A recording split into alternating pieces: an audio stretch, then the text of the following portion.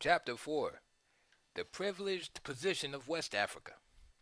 After the failure of the Europeans' attempts to coordinate their colonial policies, West Africa became the arena in which France and England strove to outbid each other politically. Great Britain, having established no heavily settled colonies there, could easily create difficulties for France, since all of France's African colonies, unlike those of the British Empire, were concentrated in West and Equatorial Africa. As long as the discovery of Algeria's immense wealth of resources did not change France's colonial outlook, she found it hard to adjust to the British, who were withdrawing from West Africa, the better to consolidate their East African settlement colonies, Kenya, Tanganyika, the Rhodesias, even South Africa, which to a certain extent falls into the same category. The lessons of the wars in Indochina and North Africa, as well as the discovery of resources of the Sahara, made it easier for the French to face up to the competitive situation. The destinies reserved for political movements in West and East Africa were to be quite different. One need only compare the fierce repression of the Mau Maus with the negotiated recognition of independence for British West Africa, Nigeria for example, or French West Africa. This accounts for the relative ease with which West African political problems, with the exception of those in the Cameroons, were solved by negotiation rather than gunfire. That ease did not, however, permit political cleansing nor reinforcement of national consciousness. What can be called the privileged position of West Africa may entail lasting consequences. Virtually all of Africa, with the exception of Rhodesia, Namibia, and South Africa, now is free. The difference in treatment is due to the presence of white minorities in the various territories of the East and South. The struggle that had to be carried on these regions was very much akin to what had gone on in North Africa and to the struggle which we all in the last analysis have to join in together in South Africa. The real powder keg of the black continent remains in the South. White states. There can be no compromise, and we will in the future allow no creation of white states in whatever form or for whatever pretext, regardless of the apparent prestige of the hypocritical international organization proposing such states. We will drive no one out, for we are not racist. We will wipe out no minority, but will insist upon democratically proportional participation in the way states are governed. We will not accept stratification of national life in these future states on an ethnic basis. No country until now has solved its minority problem in any other manner. Those who cannot serve us as examples are not qualified to offer us advice, much less give us orders. Historical mission of West and Equatorial Africa.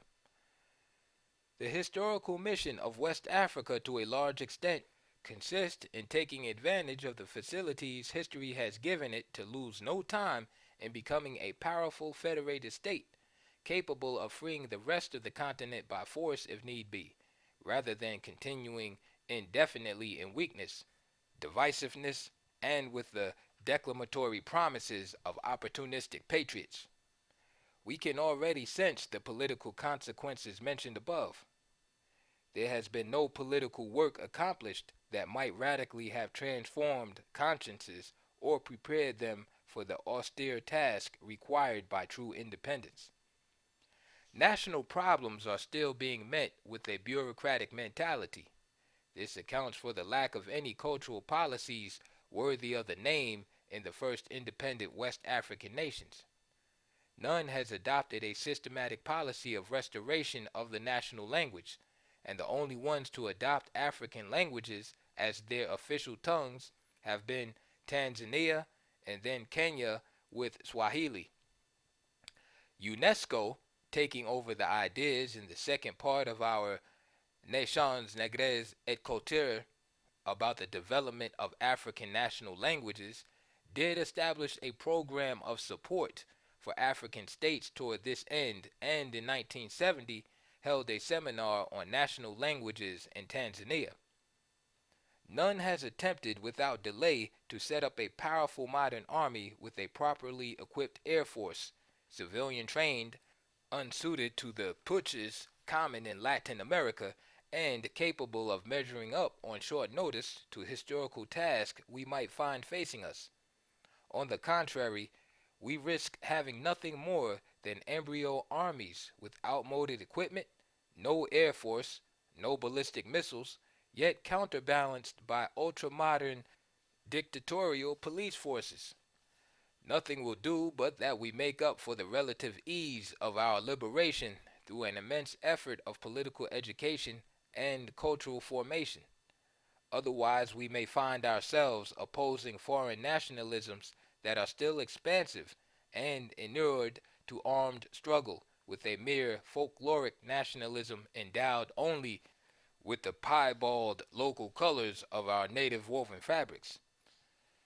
Nothing indeed could be more amazing, more fantastic than the sight of the French head of state in Paris on the Place de la Concorde on Bastille Day of 1959, giving out colorful little national flags to the heads of state of the Communauté countries. What can retaining control of an independent country mean? If we are willing to go along with this capitalist process of bourgeoisification, which can only be fatal to the political health of our country, if we agree to becoming this auxiliary class of international high finance, fine and dandy. If even better, we proclaim we are your spiritual and intellectual sons, your black incarnation, just make us recipients of your financial and moral interest in due time, and the situation will be saved. One will no longer see you, although you will still be here. We will act as a screen. It will not longer be you, but we, Africans, who will defend your ideals against other Africans. If we say all that, it will be grand. That is why and how this new quote unquote liberal policy, in order to be entirely effective and not too idealistic, has been everywhere except in Guinea, where there was not time for it, underpinned with the setting up of right thinking politicos with a whole supporting infrastructure. This new liberal policy has everywhere resulted in the eviction of true revolutionary movements and the triumph of traditionally conformist groupings. It tends everywhere to pass off these same conformists in the eyes of the people as pseudo-revolutionaries, so as to give them credence. The situation in Cameroon, 1959-1960, in this regard was typical. One really wonders, assuming independence were purely and simply granted, what would keep France from remaining neutral toward the various parties and accepting in advance authentic elections if that were the only way to bring to power a team of leaders of the people's choice, assure general tranquility, and stabilize the political situation. But there are powerful material interests at work. Idea Dam, bauxite refinery. It would be unthinkable to favor a revolutionary team that might once again call so many interests into question. Something must be done then to keep the people of the Cameroon from thinking they owe their independence to Niobe's party. We are already everywhere and very severely undergoing the calculated inconveniences of internal autonomy, which is said to be the preparatory stage for independence. The division of revolutionary forces before full and meaningful independence in a manner that will make it difficult to recoalesce everywhere with equal ease. The ever more solid stratification of African society into classes in the modern economic sense of the term. The virtual impossibility as a result of avoiding a class struggle in black Africa. Slogans do not engage the minds and hearts of the working masses, and even less those of bureaucrats. For Stackhanovism and economic austerity can have meaning only within the framework of true independence, none at all within a regime conceived to improve foreign capitalistic production in full safety, using expedients which not all of the people can fail to perceive. Grandiose perspectives on the building of a strong modern continent-wide African state would permit creation of enthusiasm, a sense of abnegation, and true patriotic feeling. Then and only then would the problem of national independence cease to be expressed in terms of wages, as is the case with those who are already muttering, quote, "We would have better off leaving things the way they were." End quote. All of the foregoing expresses the absence of any revolutionary parties in power anywhere in the communauté. Along the same lines, in order to counter the budding anti-intellectualism evident throughout black Africa among those in political power, as if this were a defense mechanism, intellectuals have to be able to present perspectives for Africa, solutions to problems on a national scale which allow for no other possible ways out. The intellectuals must gain respect at the same time through their efficiency, their taste for unselfish work on behalf of the people, and their clarity. They must be sincere, and to do that, they must truly feel themselves animated by an ideal that will stand come what may. They must set themselves apart from those minds which shine only with deceptive light, as artificial as it is sterile, the flashy pseudo intelligences that so readily prove to be insignificant. Self defense, anti intellectualism, would spell a new loss of Africa if it were to become general. We cannot afford the luxury of rejecting what we have been most missing during these last 3 centuries. Chapter 5: The New Strategy. General de Gaulle acted like a true strategist toward the colonies, hoping to kill any spirit of struggle or opposition to the mother country by depriving that opposition of visible reason. He is reported to have said, quote, "Territories which for 10 years have not ceased dreaming of independence today are insistently demanding it. Should we allow this movement to grow against us, or on the contrary attempt to understand, assimilate, and channel it properly?" This idea had grown out of long meditation, dating back to the Fourth Republic immediately following World War II, on the possibility of maintaining colonialism. The Indo-Chinese and North African experiences served to forestall events in black Africa. They allowed the granting of independence, which was otherwise going to be seized. Quote, "I loosened the bonds before they were sundered." End quote. De Gaulle is reported to have said. This was an act of high strategy, obviously intended to atrophy our national consciousness, to reduce it and render it assimilable to all sorts of mixes. If he could win this quote unquote wager, the historical destiny of the continent might be checked. But all wagers of this kind, defying the destinies of peoples, have historically been lost. Otherwise, Eurafrica, with its horizontal and vertical links, would have come into being in an even more insidious and flexible form. The Confederation, now aborning, would then have been only another aspect of it, more suitably adapted to the circumstances. Toward that end, a convention was organized on the Riviera in November 1959, bringing together African political leaders and European industrialists, among whom the presence of many Germans was notable. All the magnates of European industry who envisaged transforming Africa into a politically stabilized field for economic expansion were there. eagerly seeking valuable interlocutors. They had to have political guarantees before they would hazard any investment. Since the end of World War II, it had become evident that for such a condition to endure, it was necessary to create a true native industrial, financial, and banking bourgeoisie whose class interests would thenceforth coincide with those of international high finance. But this had been all too slow in coming about. It was a mistake of the European bourgeoisies that they were now trying to remedy within the time limits history allowed. Then the Saharan oil fields were discovered, and the French colonial outlook was totally transformed. The French bourgeoisie thinks it will be, henceforth, most practical to tie in with Algeria.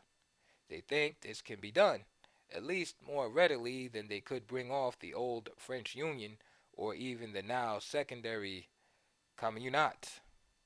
France is ready to admit that sooner or later Black Africa will be lost, in view of the modest military pressure that can be brought to bear and the irreversible evolutionary cycle which the Dark Continent has entered, before the inevitable, best to bow with good grace.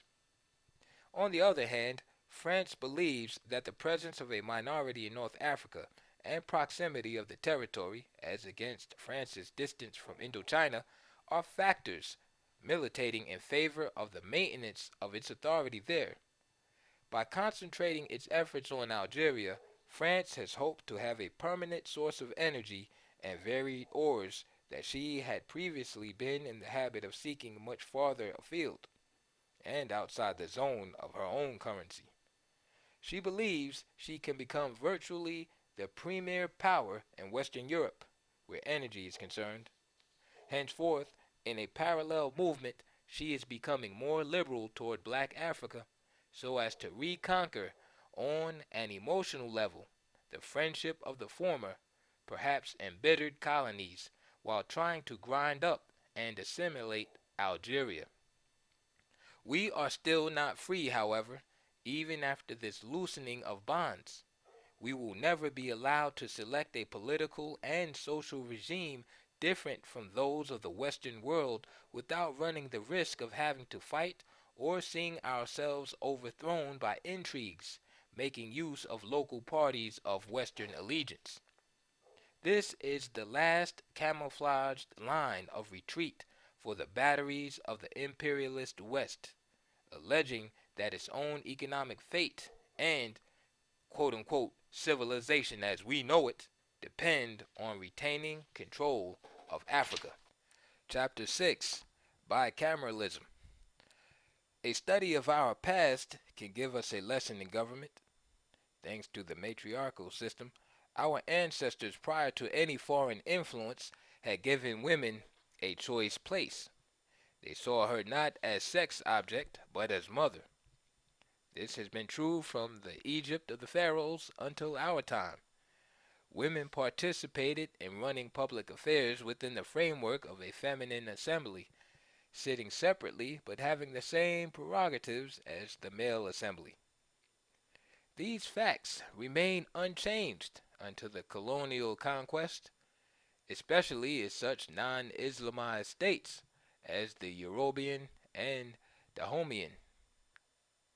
Behanzin's military resistance to the French army under Colonel Dodds is said to have resulted from a decision of the Women's Assembly of the Kingdom meeting at night after the men had met during the day and reversing them by ordering mobilization and war, after which the men ratified the decision. Black Africa had its specific bicameralism, determined by sex. Far from interfering with national life by pitting men against women, it guaranteed the free flowering of both. It is to the honor of our ancestors that they were able to develop such a type of democracy. Wherever we find this as late as the Aegean period, the Southern black influence is undeniable. In re-establishing it in modern form, we remain faithful to the democratic and profoundly human past of our forebears. Once and for all, we relax the society of mankind by freeing it from a latent millennial contradiction. We might, without any doubt, inspire other countries in ordering their affairs. To reestablish this ancestral bicameralism on a modern basis means we must find, along with our women, and to the exclusion of any type of demagoguery, a truly efficacious mode of representation for the feminine element of the nation. The setting up of this assembly, the method of electing its members, and the structure of the basic building blocks of the militant parties of Black Africa are therefore so many practical problems to be solved. Such reforms would allow the normalization of the political role of women, the restoration of her dignity as the mother of the family, the realization once and for all, in an efficient, meaningful manner, of what every country calls women's rights. A comparable experiment was carried out in the USSR under Stalin at the beginning of socialist construction, but only in the domain of production. The women's assemblies created were to assume an educational role and especially production duties. Everywhere the results were prodigious. The assemblies were dissolved before World War II, when socialist construction was sufficiently developed so there was no longer need to distinguish between women power and manpower. Such assemblies existed after 1945 in the newer federated republics of the Soviet Union, where social development was not so advanced, such as the Ukraine, Byelorusia, Latvia, and they are still operating. Some of my compatriots feel that for the present we should be satisfied with simply a consultative assembly for women.